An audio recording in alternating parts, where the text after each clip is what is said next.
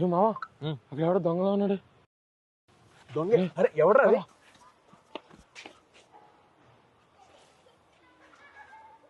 అరే కీస్ కూడా బండికి ఉన్నారా? ఎవరిది బండి? ఏం ఎత్తుతున్నావా? క్యూఆర్ కోడ్ ఏమైనా ఉందేమో అని. క్యూఆర్ కోడా? ఇక్కడ ఏమన్నా ఇదిగో మా ఇక్కడ ఉంది. ఉందా? ఉంది. ఇదే.